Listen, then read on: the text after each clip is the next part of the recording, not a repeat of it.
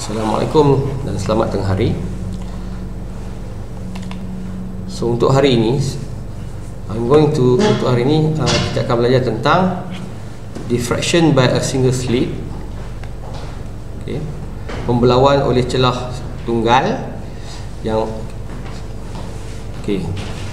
melalui gambar rajah, the figure 2.37 shows an apparatus setup of diffraction by a single slit.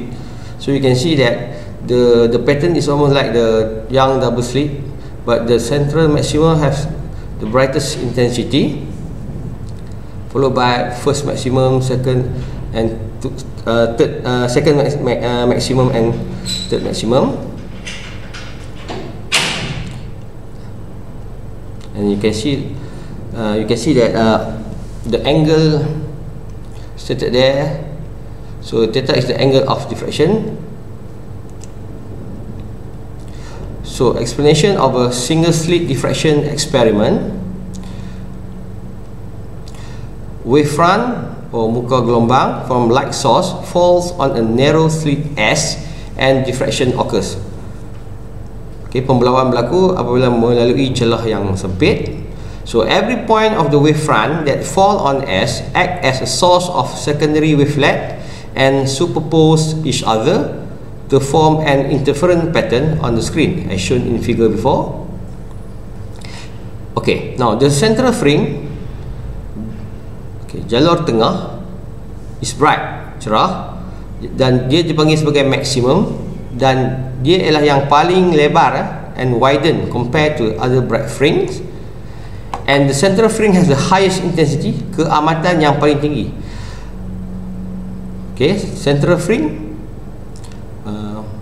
yang tengah itu dia punya keamatannya paling tinggi berbanding dengan fringe cerah yang lain, jalur terang yang lain. Now the intensity of a bright fringe reduce as the distance increases from the center bright.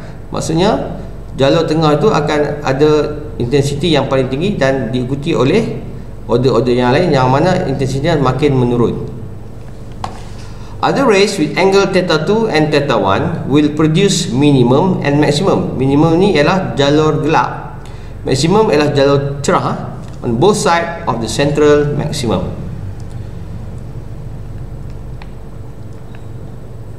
Now, derivation of a single slit diffraction equation. Bagaimana saintis mendapat rumus diffraction on the single slit? So equation for separation between central maximum ataupun jalur cerah bright and N minimum dark fringe. So kalau kamu tengok kat sini, apabila gelombang cahaya melalui celah, maka dia akan dibelaukan berdasarkan sudut.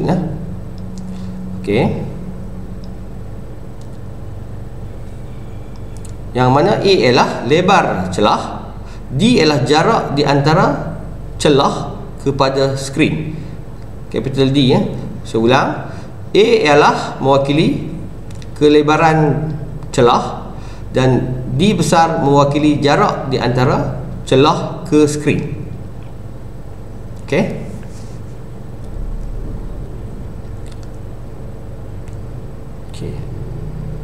A single slit is split into two equal parts, AC and CB. A, C and B are new source of secondary wavelet berdasarkan Huygens principle. So when the wavelet from A, C and B superpose ataupun bertindih, so berlakulah interference yang pada kawasan P. As AB is very small, AB kecil, thus AE is perpendicular to CP and AP equal to EP, so the outgoing rays are considered parallel, and therefore the path difference at P between ray AP and CP is equal to delta L equal to CE equal to A over 2 sin theta 1. So consider two narrow strips as shown in figure 2.38. For the two strips superposed destructively, berlakunya pertindihan memusnah. Thus both strips of light must in antiphase, beza fasa, to each other, which is equivalent to a path difference of half lambda. So if the first order minimum is at P, hence delta L equal to A over 2 sin theta 1 or lambda over 2, dan juga menyamai A sin theta equal to lambda. Now, for the second minimum, before this we discuss about first minimum. For second minimum and third minimum, AB is split into 4 equal parts, 6 equal parts, and so on, as shown in figure 2.39 and 2.40.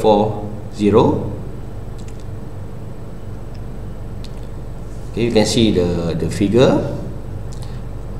Okay, what is the difference between figure 2.39 and 2.4 is the number of slit. Here you can see that A have a 1, 2, 3, 4 strip, and figure 2.4 shows 1, 2, 3, 4, 5, 6 slit. So the second minimum, A over 4 sin theta 2 equal to lambda over 2, and second order minimum, A sin theta equal to 2 lambda. So third minimum, A over 6 sin theta 3 equal to lambda over 2, and third order minimum is A sin theta 3 equal to 3 lambda. So in general, for dark fringe, or we call minima, so the equation is A sin theta n equal to n lambda, where n is the order plus minus 1 plus minus 2 plus minus 3. So if the distance of the single slit screen is d, and d is greater than A is the width of a slit. So sin theta equal to tangent theta n equal to y over d, and therefore the distance of n minimum from central maximum is equal to A yn over d equal to n lambda. So as a conclusion, the final formula is y equal to n lambda d over A. This is for 9 minimum. Minimum is pinggir gelap. Cuma pinggir tengah dia ialah pinggir terang, the brightest one. So when n equal to plus minus 1, meaning that first minimum fringe, jalur gelap yang pertama, first order minimum, and n plus minus 2 sama dengan second minimum fringe, ataupun dipanggil sebagai second order minimum untuk jalur gelap. Ingat, untuk minimum khas untuk jalur gelap, kalau maksimum ialah untuk jalur cerah, dan so on. Maka dengan itu, equation for separation between central bright and n maximum bright fringe, ini ialah formula untuk dapatkan formula untuk bright. Okey, sorry. Dan kamu boleh tengok, boleh rujuk kepada gambar dia. Celahnya ada 1, 2, 3. Okey. So a single slit is split into 3 equal parts, AC, CD, and DB. So A, C, D, and B are new source of secondary wavelets according to Huygens principle. So when the wavelet from A, C, D, and B superpose, bertindih, maka kesan interference akan berlaku pada point R. Dan disebabkan AB sangat kecil, so AB is very small, so AE is perpendicular to CP and AP sama dengan EP.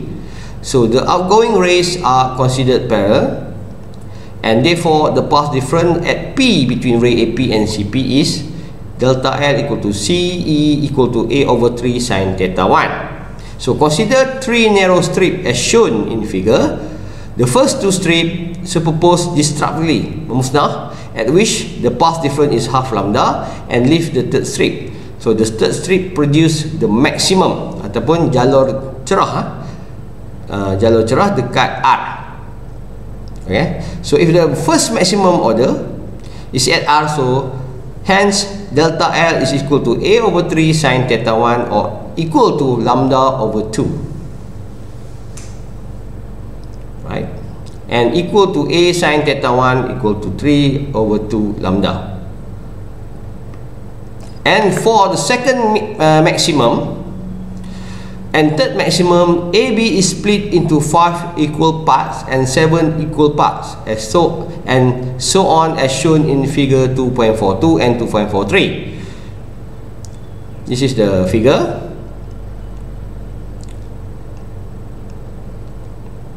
So gambar rajah ini menceritakan tentang bagaimana kita mendapat formula. Okay, right. Now secara general, in general, for maxima bright fringe, this is the equation. A sin theta n is equal to n plus half lambda, yang mana n sama dengan plus minus 1, plus minus 2, plus minus 3. Right? Now, if the distance of single slit to the screen is D, dan nilai D sangat besar daripada A, maka kita boleh buat kesimpulan bahawa distance of n maximum from central maximum is, as a conclusion, is equal to yn equal to n plus half lambda D over A, yang mana n boleh jadi nilai plus minus 1 dan juga plus minus 2 dan and so on. Okay. Equation for central maximum bright fringe. Okay. Kalau kamu lihat kat sini, maka setiap order tu dia ada sudut sendiri, dan yang mana seperti yang saya beritahu tadi, jalur tengah adalah jalur yang paling terang. Dia dipanggil sebagai central maximum, diikuti oleh jalur di bahagian atas dan jalur di bahagian bawah, yang mana dia akan dipisahkan secara seragam. Okey, dan setiap order dia ada sudut tertentu. Dia tak dia ada sudut tertentu apabila dia dibelaukan, apabila gelombang cahaya dibelaukan. Diffraction bermaksud pembelauan. Gelombang membelok ataupun menyebar apabila melalui celah sempit ataupun melalui obstacle ataupun halangan. Okey. Okey, okey. Okey. Saya baca kat kamu. Figure 2.45 shows 5 source of Huygens wavelet. Kita tengok balik, ada 5 wavelet 1 2 3, ni ada 6. Ada ini 1 2, celah ada 5. Okay, and the screen is to be so far from the slit, thus the rays from each source are nearly parallel. So all the wavelets from each source travel the same distance to the point Q. Point Q ni point Q dekat tengah. Jarak D ke A adalah sangat jauh, agak jauh lah. Okay, so and arriving in phase. Therefore, the constructive interference occurred at the central of the single slit diffraction patterns. So the angular width of central maximum theta W is given by theta W.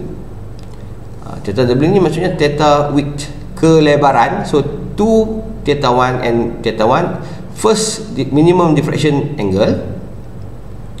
So akhirnya dapatlah rumus untuk lebar sudut kena darab 2. Kenapa kena darab 2? Sebab dia ambil bahagian atas dan bahagian bawah. Bahagian atas dan bahagian bawah. So theta 1 plus theta 1 dapat dia punya kelebaran pinggir terang.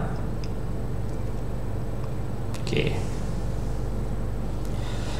Okey, kelebaran pinggir terang diberi sebagai W equal to 2y1, and y1 is the separation of first minimum and central maximum. Jarak di antara central maximum dengan first minimum and central maximum. Okey. Dan kelebaran akhirnya kamu akan dapat formula kelebaran ialah width equal to 2 lambda D over A.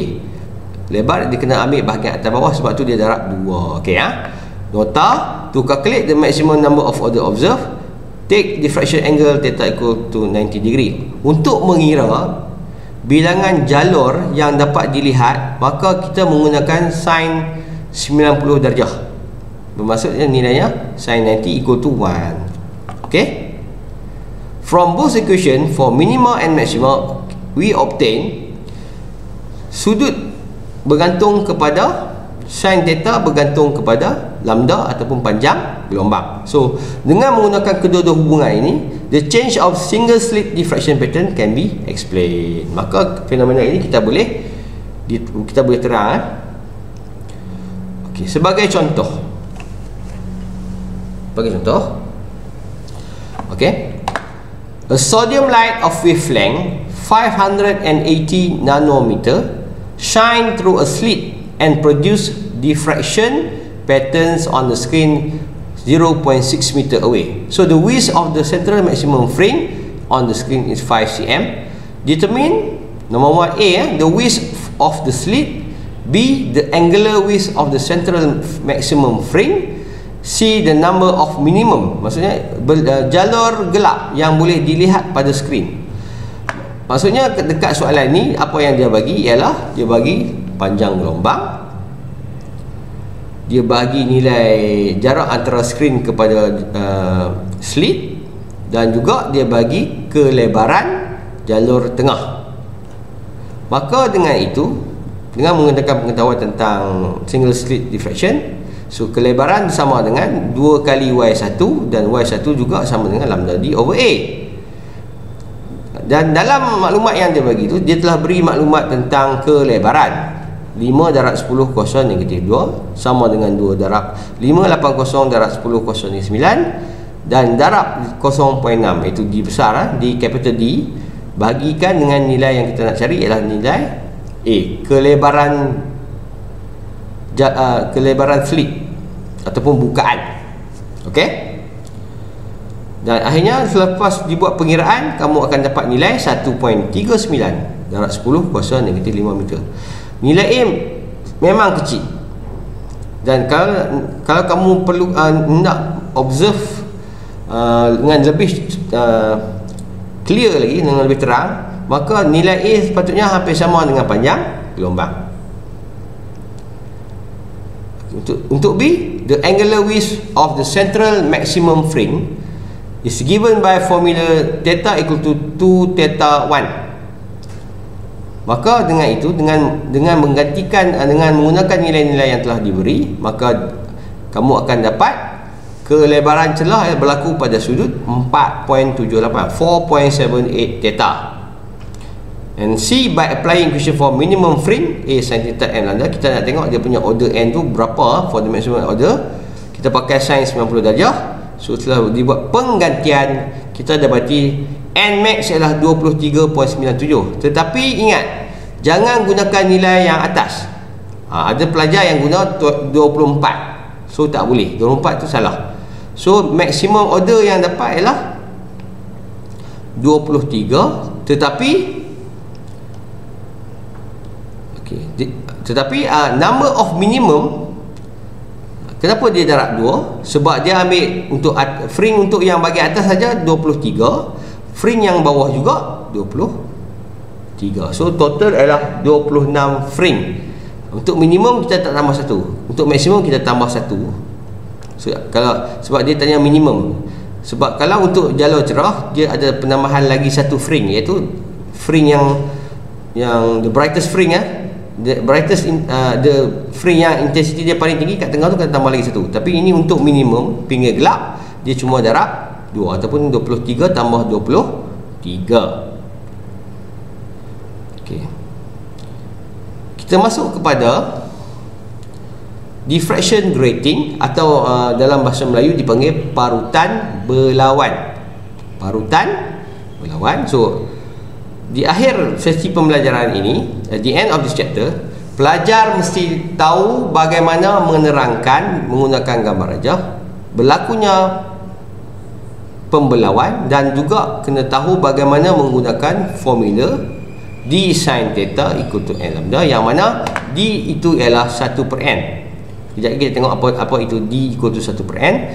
And kemudian describe with the aid of diagram the formation of diffraction pattern of the white light. So ini saya lupa nak buang, patutnya dia tak ada silibus. Okey, cuma 1 dan 2 saja. Okey. Okey, apa itu diffraction grating, parutan berlawan?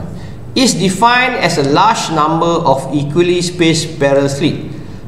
Kalau siapa pernah tengok, dia nampak macam kaca biasa, cuma di atas kaca tersebut telah dibuat celah-celah yang kita tak boleh tengok dengan mata kasar, dan dia punya celah bergantung kepada grating itu sendiri, dia macam-macam. Okey, So can be made by ruling very fine parallel lines on glass or metal by a very precise machine. Dia dibuat menggunakan mesin celah-celah tersebut. The untouched space between the lines serve as a slit. Okay. Now, berdasarkan gambar rajah, the space between the line are the slit.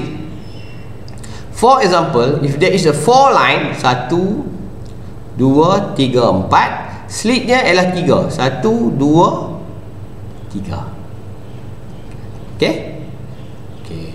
Now, if there is n line per unit length, then slit separation D bersamaan dengan 1/n. N itu apa, tuan-tuan?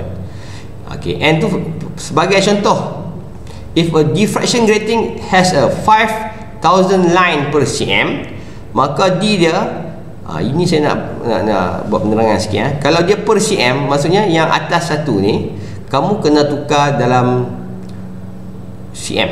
Cm, kalau per cm maksudnya 1 darab 10 kuasa negatif 2 bahagi 5,000. Saya ulang, 1 darab 10 kuasa negatif 2. Sebab dia per cm. Per cm satu ni kita kena jadikan dia 1 cm. Okey? Kalau dia 1 mm, kena jadikannya 1 mm. 1 mm ialah 1 darab 10 kuasa negatif 3. Okey. Now, the light that passes through the slit are coherent. Mungkin dari satu sumber sahaja. Okay, now, the interference pattern is narrower and sharper than double slit. Corak interferennya lebih kecil dan lebih tajam daripada double slit experiment. Now, ada dua jenis diffraction grating. There are two types of diffraction grating, which are transmission grating, selalu digunakan, ataupun reflection grating yang digunakan dalam compact disc ataupun DVD ya. Now, diffraction grating is used in a spectrometer to determine the wavelength of light and to study spectra. So dia ada lagi ilmu yang lebih tinggi ya. Kita hanya belajar permukaan saja. Okey, inilah penerangan tentang expression of diffraction by using Huygens principle diffraction grating. Dia lebih kurang macam yang tadi juga. Okey, source of secondary, bila source tu dia jatuh kepada celah-celah yang banyak tersebut, apa yang berlaku? Dia akan berlakunya pembelauan. Ini dia panggil muka gelombang. It is called wave front. So when encounter a slit, many slit, so what happen to the wave? The wave will diffract, dibelaukan ataupun disebarkan mengikut dia punya order. Okey ya. Okey, nampak dia celah dia keluar lambat sikit. Okey, so ada 1 2 3 4. Ini hanyalah contoh. Nampak tak? Setiap gelombang yang menyebar tersebut akan bertindih menghasilkan interference. Pertindihan berlaku ini ialah fasa puncak. Cuma tak dinyatakan di sini fasa lembangan ataupun trough Okey, maka berlakulah banyak interference kat situ. So bila berlaku pertindihan, maka terbentuklah jalur-jalur untuk diffraction grating. Saya baca. Okay, using Huygens principle, each maximum is located by taking the tangent of the wavelet from the slit. Untuk kefahaman lebih lanjut, kamu boleh baca. If the wavelet from each of the slit are drawn and a tangent AB is drawn, a plane wavefront parallel to the diffraction grating is obtained. So this represents the zero order maximum. Zero order maximum is n equal to 0. If the wavelets are grouped such that the first wavelet from one slit is combined with the second wavelet from the next slit, the third wavelet of the third slit, and so on, the tangent CD will represent the first order maximum. For the secondary order maximum, the wavelet are grouped such that the second wavelet of one slit is combined with the fourth wavelet of the next slit, the sixth wavelet from the third slit, and so on. So you got the tangent of EF. So similarly, the third fourth order maximum may be obtained. Now, the most important part here is how you going to use the equation of diffraction grating. Sebab saya akan ajar kamu untuk jawab soalan untuk PSPM okay. Sebab paper tu dia macam define ni dah kurang. Saya lebih baik pelajar-pelajar cuba tangkap bagaimana kita nak selesaikan masalah yang berkaitan dengan grating. Okay. Now, figure 2.48 illustrate light travel to a distant viewing screen from a 5-slit grating. Now, this is the sumber cahaya yang akan melalui, dia satu sumber yang akan melalui 5 celah. So, apa yang berlaku? Dia akan dibelaukan. Ini ialah central maximum, the highest intensity of all. First order maximum. Okay, ni plus, yang ni minus. So, apa yang berlaku? Okay, kamu tengok. So, the maximum bright fringe are sometimes called the principal maxima. Maxima tu cerah, or principal fringe. In reaching the place on the screen while the first order maximum is located, light from one slit travel a distance of the one wavelength farther than light from adjacent slit. The path different for maximum fringe. Maximum fringe is constructive interference. So you got the formula is d sin theta n order equal to n lambda. So n is the order 0, plus minus, plus yang bahagian atas, minus bahagian bawah, and plus minus 2 and plus minus 3 and so on. Theta n is the order of diffraction angle. So if the n is 0, so the is for the central maximum fringe, 0 order maximum, and the first order maximum fringe is what? First order maximum. Okay.